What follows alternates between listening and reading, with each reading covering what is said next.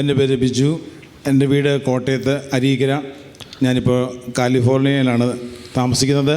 ഞാൻ ഇവിടെ 10 വർഷം മുമ്പ് തൊടുപുഴ എന്ന സ്ഥലത്ത് ഒരു വീട് വെക്കാൻ വേണ്ടി സ്ഥലം മേടിച്ചു.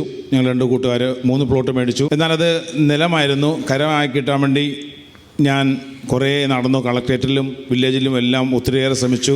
പലരെ കൊണ്ടൊക്കെ പോയി. 10 വർഷമായിട്ട് ഞാൻ സാധിക്കാത്തതുകൊണ്ട് ഏകദേശം ഉപേക്ഷിച്ചു.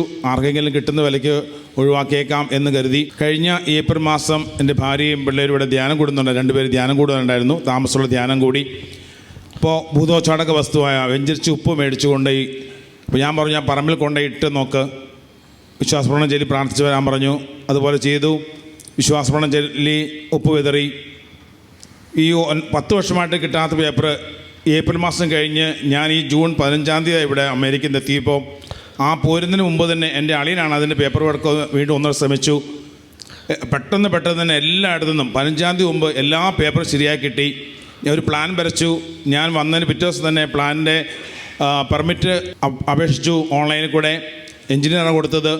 സെയിം ഡേ തന്നെ 24 മണിക്കൂർ കഴിഞ്ഞപ്പോഴത്തേക്ക് OTP വന്ന് എനിക്ക് അതിൻ്റെ വർക്ക് പെർമിറ്റ് വരെ ഇത്രയും പെട്ടെന്ന് കൈ കിട്ടി. നല്ലൊരു കൈയടി കൊടുത്തോണ്ടാ. കാരണം നിസ്സാര സംഭവം തന്നെ കേട്ടോ.